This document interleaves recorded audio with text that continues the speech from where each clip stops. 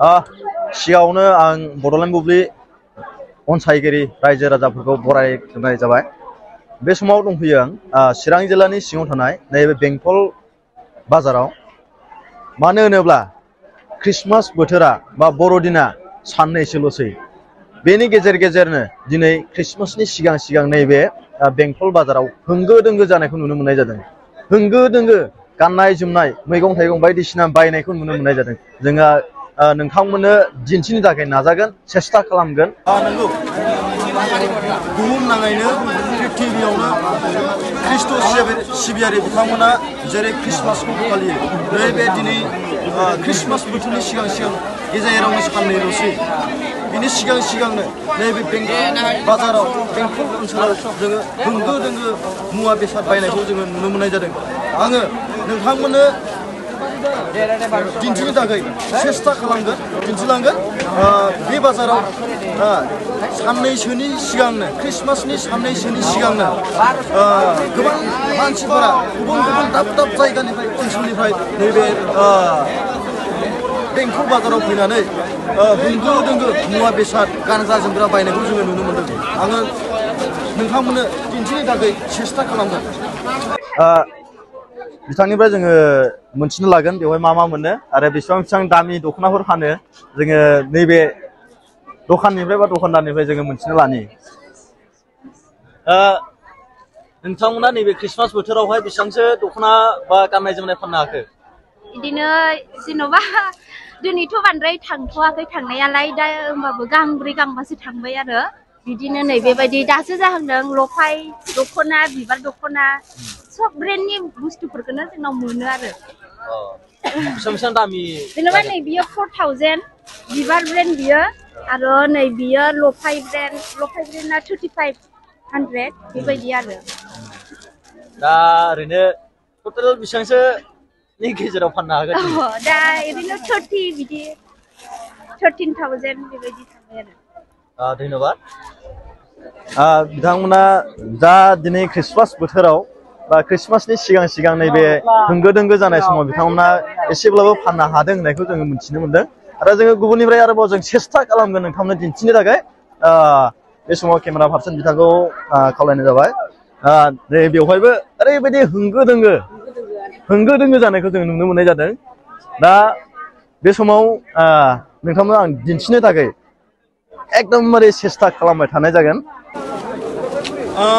बे समाव जोङो जाय बिथां सासे बेसाद बा गस्ला गानग्रा जोमग्रा फानग्रा बिथांनिफ्राय जोङो मोनथिना लागोन बिथाङा नैबे क्रिसमास बोथोराव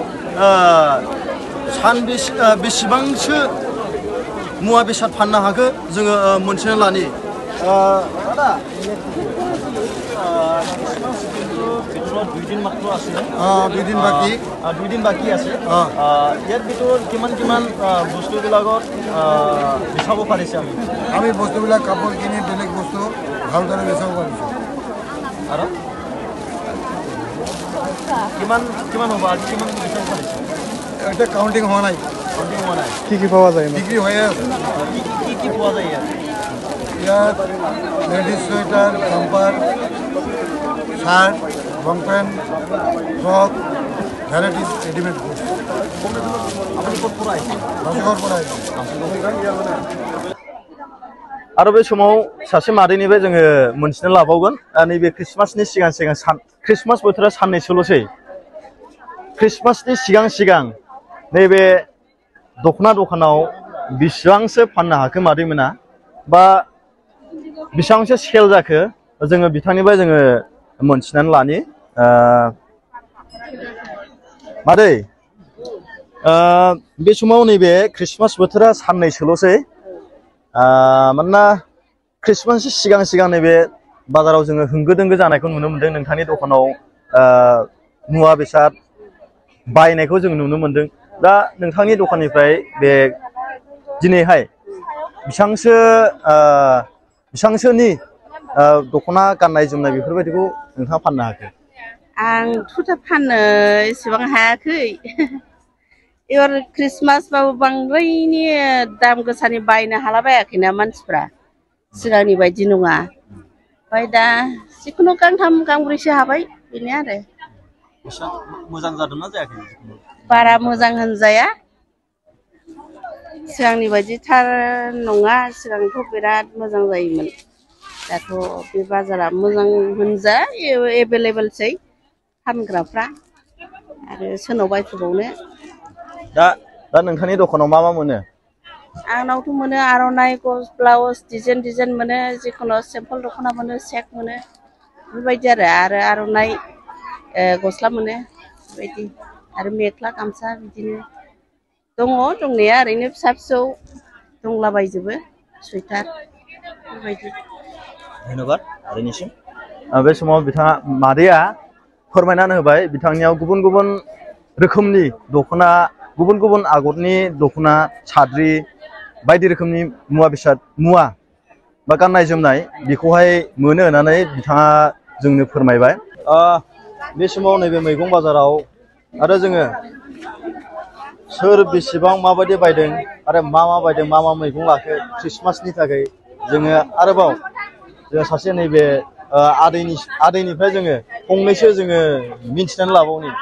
आदै नैबे ख्रिस्टमास बोथोरा साननैसोल'सै बेवहायनो नोंथांमोना नैबे बाजाराव गोबां जोङो बिहिर जानायखौ जोङो नुनो मोनदों नाथाय नों दा बेवहाय फैनानै मा बायखो ख्रिस्टमासनि नामाव?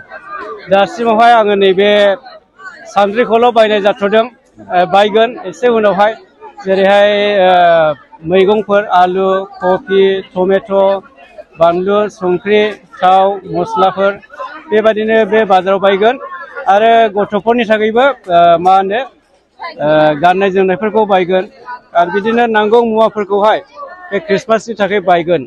दा बेनिखायनो बे बाजारावहाय गोबां सुबुंफ्रानो बिदिनो ज' जादों बिसोरो गाव गावनि नांगौफोरनि थाखायहाय बायगासिनो दङ।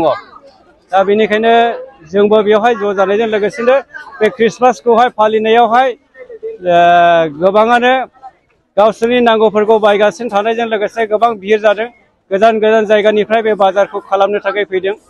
दा जोंनि बे बाजारावहाय सिगांनिख्रुइबो एसे दिनैहाय एसे बांसिन जागासिनो दङ मानसिफ्रा फैनानैहाय। दा बेयावहाय गोबां सुबुंफ्रा बिहिर जाबाय आरो जाबावलांगोन। बेनिखायनो दिनैनो बे बाजारा ख्रिस्टमासनि बे बेंटल बाजारा दिनैहाय लास्ट ख्रिस्टमासनि सिगांनि बाजारावहाय। दा बेनिखायनो गोबां मानसिफ्रा दिनैनि बे बाजारखौनो सुबिदा लानानै बे बाजारावहाय बायगासिनो दङ। दा आंबो माखासे बायगोन एसे उनावहाय। दा एसे गोबां बिहिर जागासिनो दङ बिनि थाखाय थांलाय फैलायावबो एसे खस्थ' बिहिर जानायनि थाखायहाय बायनायावबो उसुबिदा बिनि थाखाय एसे उनावहाय बायगोन। ख्रिस्टमासखौ माबायदि पालन खालामनांगौ होननानै नोंथाङा सानो? ख्रिस्टमासखौथ' जों बे जोंनि जि धोरोम बे धोरोमखौ लाखिनायजों लोगोसे धोरोमनि जि खान्थि बा नियमफोर बे नियमफोरनि गेजेरजों जों बे ख्रिस्टमासखौहाय फालिनांगौ आरो जों बे ख्रिस्टमासखौहाय जि गिर्जानि हुदाजोंहाय जोङो थांनानै बेखौ फालिगोन आरो बिनि गेजेरजोंहाय जोङो मा होनो ख्रिस्टमासखौ जों बिसेस हिसाबै 24 तारिख मोनाबिलियाव आरो 25 तारिखआवहाय जों फालिगोन। दा बेनि अनगायैबो बे ख्रिस्टमासखौहाय जोङो मा होनो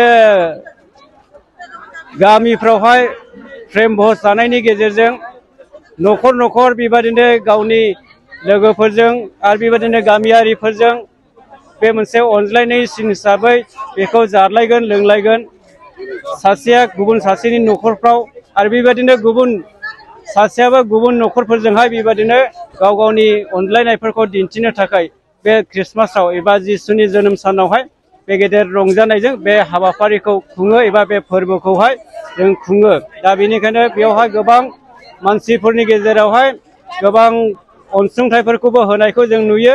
सोरबाया गरिबफोरनि थाखायहाय गोबां अनसुंथाइ होयो।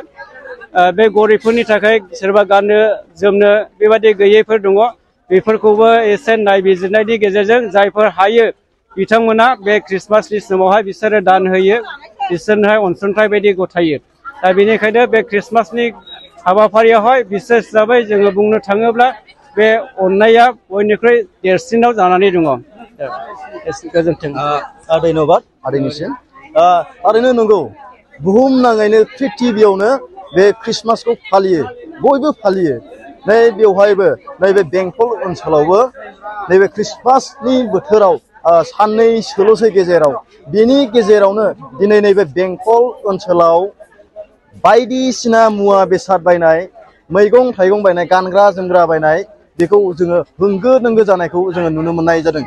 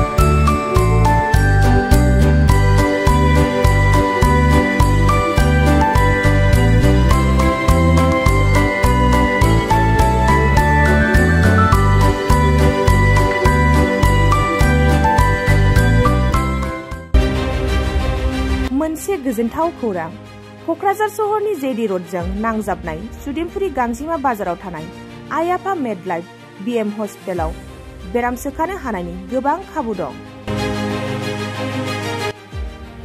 आइ आफा मेडलाइफ बिएम हस्पिटालनि फेसिलिटिफोरानो जाबाय medical laboratory, pharmacy, paediatrics, medicine, gynaecology, dental, urology, dental x-ray, play area, x-ray, sonography, OT, ICU, NICU एबा पीआईसीयू आरो आइ आफा मेडलाइफ बिएम हस्पिटाला 24 घन्टा जेब्लाबो खुलायै थागोन।